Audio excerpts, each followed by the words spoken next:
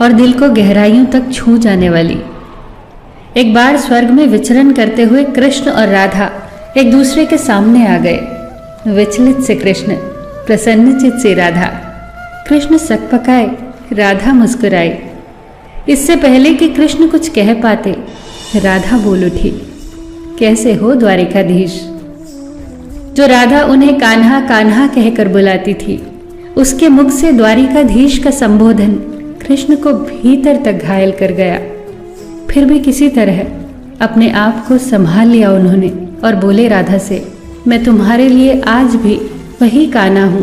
तुम तो मुझे द्वारिकाधीश मत कहो। आओ बैठते हैं। कुछ मैं अपनी कहता हूं, कुछ तुम अपनी सुनाओ। सच कहूं राधा, जब जब भी तुम्हारी याद आती थी, इन आंखों से आंसुओं की बूंदें निकल आती थी। राधा बोली, मेरे साथ ऐसा कुछ नहीं हुआ। न तुम्हारी याद आई, न आंखों से आंसू बहा, क्योंकि हम कभी तुम्हें भूले ही कहाँ थे जो तुम याद आते। इन आंखों में तो सदा तुम ही थे, कहीं आंसुओं के साथ निकल न जाओ, इसलिए रोते भी नहीं थे। कान्हा, प्रेम से अलग होने पर तुमने क्या खोया, इसका एक आईना दिखाऊं तुम्हें। कुछ कड़वे सच प्रश्न सुन पाओ तो सुनाऊं। कभी सोचा है इस तरक्की में तुम कितने पिछड़ गए। यमुना के मीठे पानी से जिंदगी की शुरुआत की और समुद्र के खारे पानी तक पहुंच गए। एक उंगली पर चलने वाले सुदर्शन चक्र पर भरोसा कर लिया और 10 उंगलियों पर चलने वाली बांसुरी को भूल गए। कान्हा, जब तुम प्रेम से जुड़े थे तो जो उंगली गोवर्धन पर्वत उठाकर लोगों को विनाश से बचाती थी, प्रेम से अलग होने पर वही उंगली क्या क्या रंग दिखाने लगी। सुदर्शन चक्र उठाकर विनाश के काम आने लगी। कान्हा और द्वारिकाधीश में क्या अंतर होता है बताऊं? कान्हा होते तो तुम सुदामा के घर जाते, सुदामा तुम्हारे घर नहीं आता।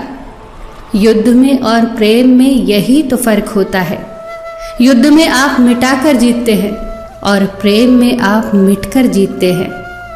कान्हा, प्रेम में डूबा हुआ इंसान दुखी तो रह सकता है, पर किसी को दुखी नहीं कर सकता। आप तो कई कलाओं के स्वामी हो, स्वप्न दूरदृष्टा हो, गीता जैसे ग्रंथ के दाता हो, पर आपने ये क्या निर्णय लिया? आपने अपनी पूरी सेना कौरवों को सौंप दी और अपने आप को पांडवों के साथ कर लिया। सेना तो आपकी प्रजा थी, राजा तो पालक होता है, उसका रक्षक होता है। आप जैसे महाज्ञानी उस रथ को चला रहे थे जिस पर बैठा अर्जुन आपकी प्रजा को ही मार रहा था। अपनी प्रजा को मरते देख आप में करुणा नहीं जगी, क्योंकि आप प्रेम से शून्य हो चुके थे। आज भी धरती पर जाकर देखो, आपकी द्वारिकाधीश वाली छवि को ढूंढते रह जाओगे। हर जगह, हर मंदिर में मेरे ही साथ खड़े नजर आओगे। मैं जानती हूँ कान्हा, लोग गीता के ज्ञान की बात करते हैं, उसके महत्व की बात करते हैं, पर धरती के लोग युद्ध वाले द्वारिकाधीश पर नहीं, प्रेम वाले कान्हा पर भरोसा करते हैं। गीता में मेरा दूर दूर तक नाम नहीं है, पर आज भी लोग उसके समापन पर राधे राधे कहते हैं। ये कहानी काल्पनिक जरूर है, पर इसके भीतर छिपी सीख बहुत महत्वपूर्ण है। श्री कृष्ण के पास कभी किसी प्रश्न का उत्तर ना हो, ऐसा तो हो ही नहीं सकता, परंतु राधा द्वारा लगाए गए प्रश्न चिन्हों पर कान्हा मौन रहे। यही तो है प्रेम में समर्पण का भाव। पराक्रम में हमें हर किसी को हराना होता है, तब भी हम जीत कर भी हार जाते हैं, परंतु प्रेम में एक ही कईयों का दिल जीत लेता है। सही कहा है कि छोटी सी उंगली पर पूरा गोवर्धन पर्वत उठाने वाले भगवान श्री कृष्ण छोटी सी बांसुरी को दोनों हाथों से पकड़ते थे। फिर मिलेंगे दोस्तों अगली कहानी के साथ। तब तक के लिए अपना ख्याल रखना और हमेशा मुस्कुराते रहना।